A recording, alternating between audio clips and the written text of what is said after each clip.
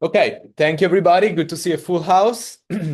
So, I gave a talk last week at the Italian Society of Functional Neuroradiology, so I thought it could also make a good topic for us to look at together. The presentation is about brain tumor segmentations and what we use them for and how we obtain them, including AI tools that can do it for us.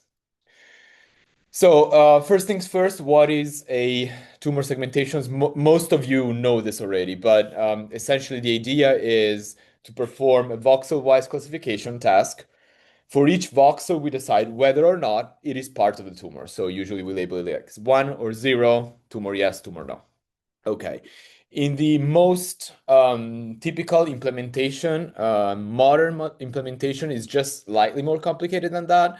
We not only label tumor yes, but if tumor yes, we label what subcomponent of the tumor we are looking at. So for instance, you can classify a voxel as no tumor or as part of the cystic necrotic tumor component, versus the contrast enhancing tumor versus the non-enhancing T2 hyperintense region, which is infiltrative tumor and or edema and whatnot.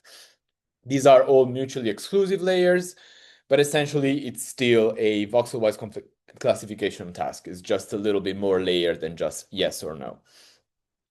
How do we obtain tumor segmentations? Well, the most ancient way to do it is just to sit down and paint where you see the tumor is located. Of course, this task is highly time consuming, especially if you have multiple layers. Think about painting the contrast enhancing part, the necrotic part, all of it separately. It's very time consuming. It requires training, and inherently it is operator dependent. As you can train someone very well, but still you will see some differences between different readers. So the natural first evolution of this concept was semi-manual or semi-automated segmentations.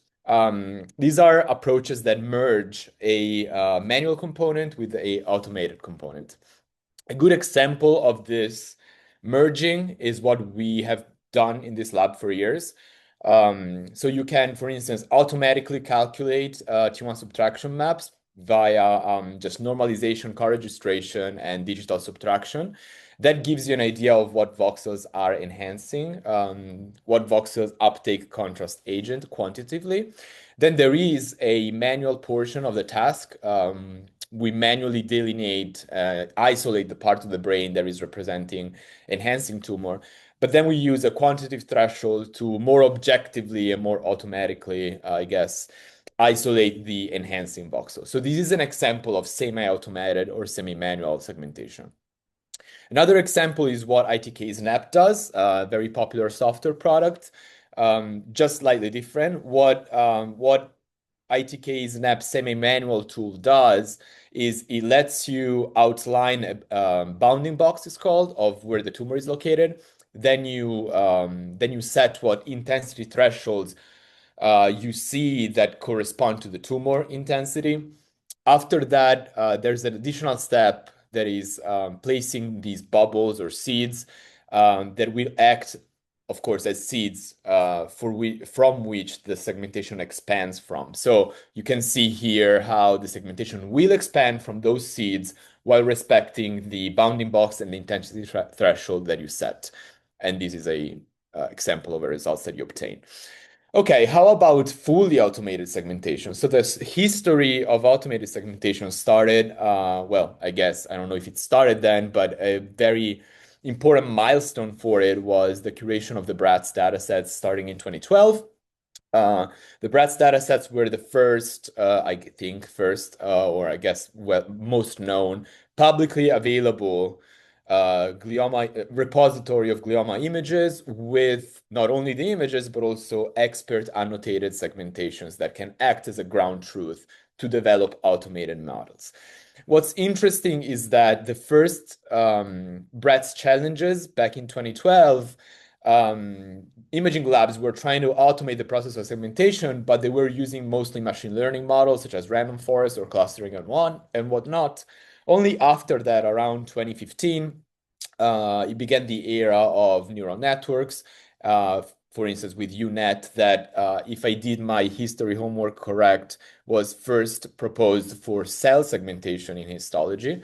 and only after applied more widely very soon after to brain MRI for brain tumor segmentations. These are some historical articles. And this opened the doors for the modern deep learning segmentations that are based on convolutional neural networks.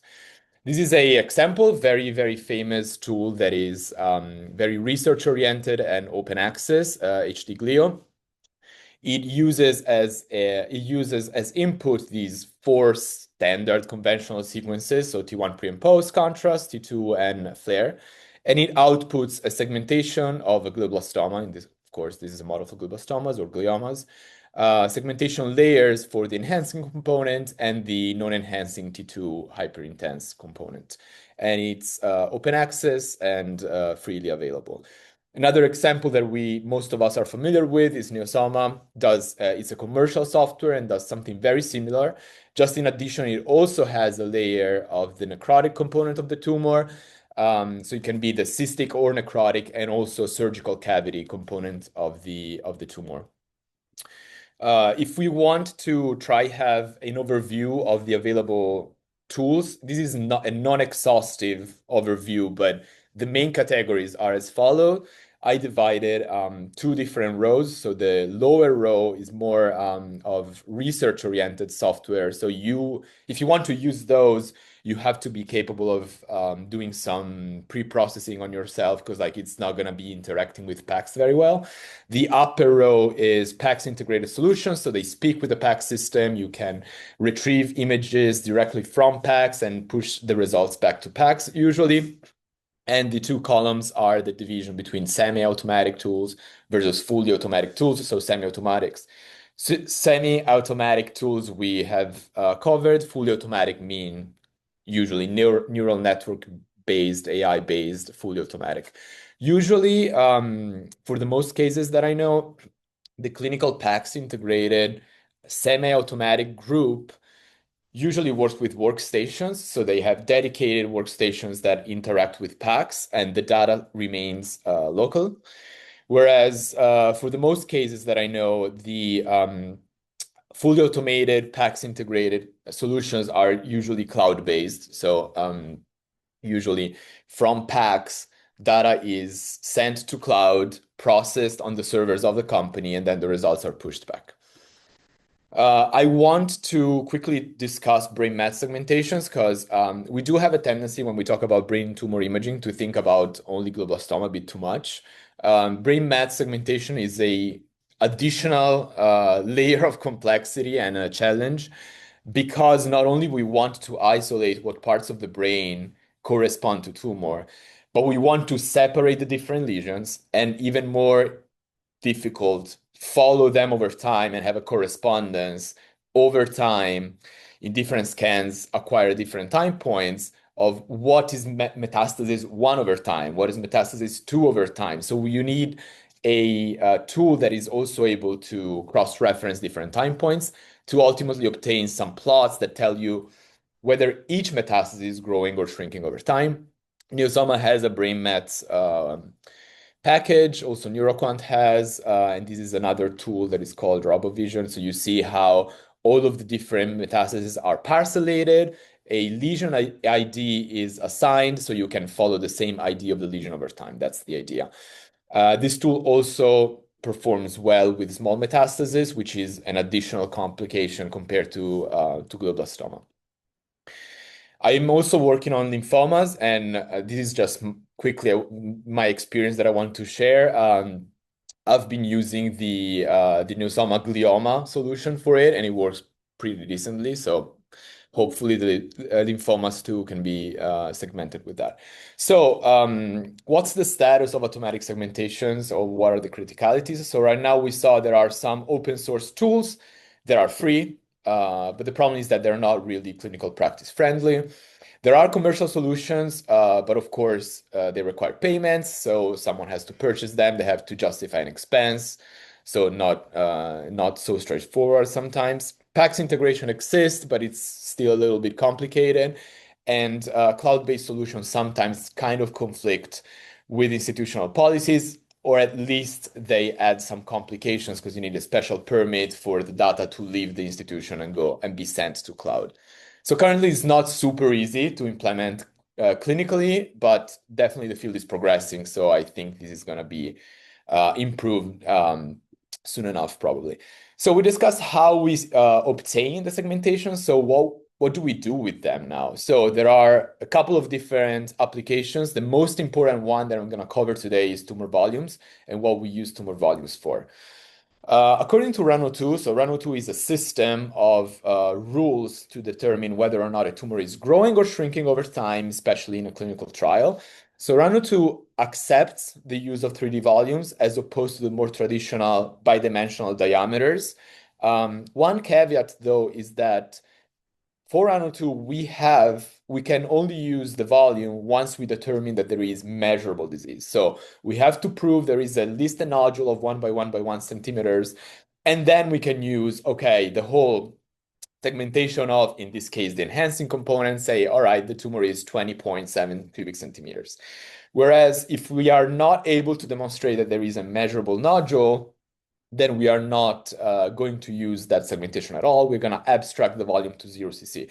The reason is that that prevents us from starting calculating percent growth and shrinkage on small linear enhancement, right? Because if you start tracking very small volumes that really don't represent measurable disease, you start it's going to be misleading your overall read. This is just a quick mention of a tool that we are working on to automate that passage too and try and make both the classification of measurable disease and the diameters automated directly from segmentations. Just a quickly reminder of the core concept of RANO and what is the rule to decide once we have the volumes over time, how to decide whether or not the tumor is going well or is going poorly. What we call a radiographic response, it's at least a 65% volumetric shrinkage compared to baseline. So if baseline is set at a certain time point, depending on the clinical trial and depending on, I guess, mainly the clinical trial and the type of disease you're looking at, you have to observe a 65% shrinkage from baseline to call it a radiographic response. So you see here, tumor shrunk at least 65%, maintained over 4 weeks, we call it radiographic response. Radiographic progressive disease is a growth of at least 40% compared to nadir. So not compared to baseline, but compared to nadir, which is the time point where the tumor was at its minimum. So importantly, you see here how we flag a progression. Tumor is obviously regrowing, but we are not comparing to baseline because the size compared to baseline is comparable. Still, it is a progression because the tumor had shrunk before and now it's regrowing. So you compare to nadir. Now, we should also explain the concept of confirmation of progression in RANO, but that is a bit outside the scope of this presentation. So we'll leave it for another time, maybe.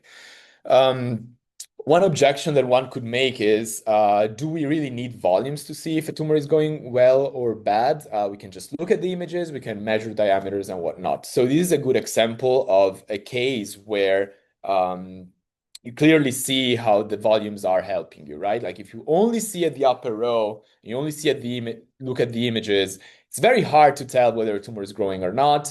And if you think of taking diameters, any small imprecisions in how you measure the diameters or variability across different radiologists are going to be impactful because this tumor is growing very slowly. So the actual signal underneath is so small that any additional noise is going to pollute your read.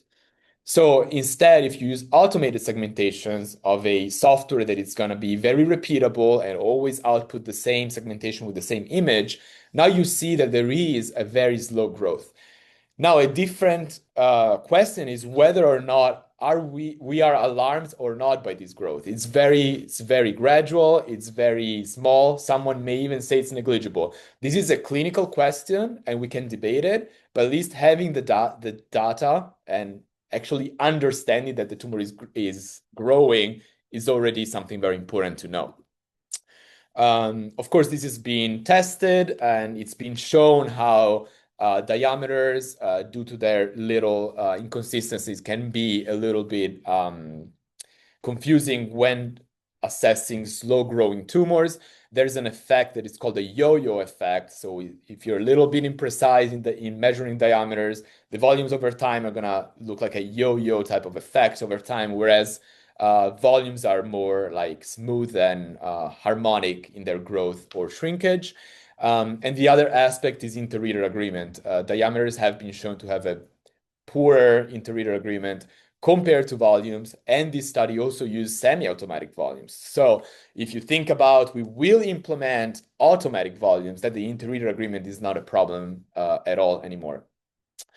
So we discussed quickly slow-growing, low-grade tumors. What about high-grade, fast-growing tumors? So one of the most compelling arguments, in my opinion, for segmentations is that when you have very complex lesions that are like digitated, inhomogeneous, with very weird shapes, it's very hard to come up with a measure with diameters that is very convincing. Like I drew some examples, and I think you can kind of make a point for each of these possibilities as of why you can see that they are not optimal, right? Like some of them include the surgical cavity, some of them chose a slice where you have to separate out different lesions, even though it's only one big lesion. Other slices include necrosis, or some slices don't include cavity, don't include necrosis, but arguably they're underestimating the extent of the tumor. So how easier is it to just have an automatic segmentation that tells you, okay, the enhancing component of the tumor is 86 cc, much easier. Then if we really want to debate whether diameters or volumes are better when measuring tumors, this is a fight that has been going on since the Middle Ages. There are some studies proving that diameters are not inferior to volumes. However, these two measures are very highly correlated. So like really teasing out differential effects, a differential effect is very, very difficult. Still, there are some studies that show that there is a difference, and that volumes are actually better than diameters. When, in this case, what I'm talking about, I forgot to say, is when showing an association with overall survival just as a means of validation. Instead, when we look at inter-reader agreement, there's at this point a very convincing literature that inter-reader agreement is better with segmentations than with diameters. And again, most of these studies use semi-automatic segmentations. So my point is, once we go towards automated segmentation, the inter-reader agreement is going to be even better, virtually perfect. When talking about volumes over time, a very important study to know is this one. It's a very large validation study using also clinical trial data, where they used HD-glio that we saw before for automatic segmentation, and they demonstrated that the segmentations align with the ground very well with the ground truth of the radiologist, so how the radiologist segmented them. The volumes measured with AI and with the radiology segmentation align very well.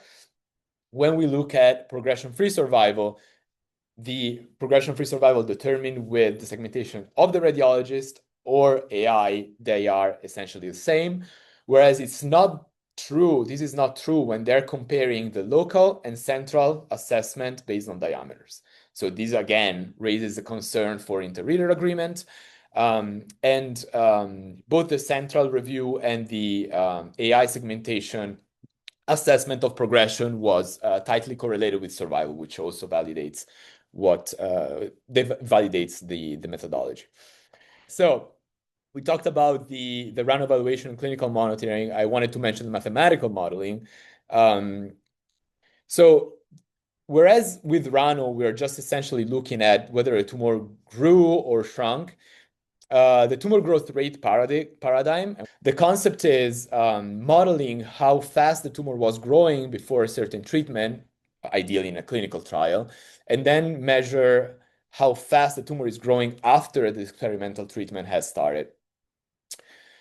And the idea is that we assess whether a experimental treatment is working by comparing the slope of the lines before and after. So to try to see if the tumor made the tumor growth to go slower after it was initiated. So this is a good example where you see this case on top, where the tumor is kind of stable, maybe it's very slowly growing if you look at how slowly it's growing in terms of CC. And then after the initiation of the IDH inhibitors, so these are IDH mutant gliomas that received inhibitors, the slope goes down. So truthfully, in a random evaluation, maybe not immediately or actually ever you would meet the criteria for response because it has to shrink 65%. But by using tumor growth rates, you can actually see that there is likely an effect of the treatment in the tumor growth, in impacting the tumor growth kinetics. Kind of a different example here where the tumor was a little bit more actively growing, I guess, and then the inhibitor stabilized it. So again, not hitting criteria for response, but still there is probably a biological effect and even a clinical effect, let's just say. Why stopping at linear models? We can do nonlinear models. Why doing nonlinear models? The concept is that you can approximate tumor growth to a linear growth when it's slow enough, right? Biologically, probably when you see events that are more abrupt than a slow-growing tumor, you may want to use, for instance, by exponential modeling. This is a study where we were modeling by exponentially the shrinkage and regrowth of the tumor volume over time in glioblastoma treated with bevacizumab. You can use this modeling to infer these metrics like time to regrowth, where the curve starts going up again, or depth of response, meaning how deep the response went in the modeling. And both of these metrics correlate with survival, meaning that you could potentially use them as endpoints, radiographic endpoints in a clinical trial. We did something similar on brain metastases, were treated with laser to characterize the response or the progression after this treatment. Okay, now for real, we can move forward beyond volumes. A couple of very quick applications beyond volumes for tumor segmentations. There are a lot, but just wanted to pinpoint two. One, we all know about this. You can use the segmentations to extract values of whatever we care about: perfusion, diffusion, extracting histogram metrics, and extracting radiomics features for radiomics studies. We all know about this, but I just thought it was worth mentioning. Finally, I wanted to talk about statistical parametric mapping. That is something that we've been working on lately. The basic concept is as follows. You have a segmentation that you can move to the MNI space. We move to the MNI space just because if we repeat this, we're repeating this for many patients. So we want to compare all the patients in a common space where we can compare voxel by voxel the same location. Of course, we can get a sense of how many tumors are located where. That's the most basic thing that we can use. But more interesting, for each voxel in space, we have something like this. For each patient, we know whether there is tumor presence or not. And we also know other variables, of course, linked to the patients. For instance, if they have a certain genetic mutation in the tumor. We can conduct then voxel-wise statistical tests and then extract statistical measures or statistical parameters like p-values or hazard ratios or whatever we care about, and then map them back to their location in the brain to have brain region-specific statistical tests to answer some questions. You can use voxel-wise statistical tests to see if certain tumor locations are associated with a certain genetic signature or epigenetic signature. So for instance, you can say, okay, IDH mutant tumors were more located in a certain area. And again, this is not just descriptive. It's not just saying, okay, tumors with IDH mutation were here and the other ones were in another area. But you're actually saying what areas are statistically different by doing voxel-wise statistical tests.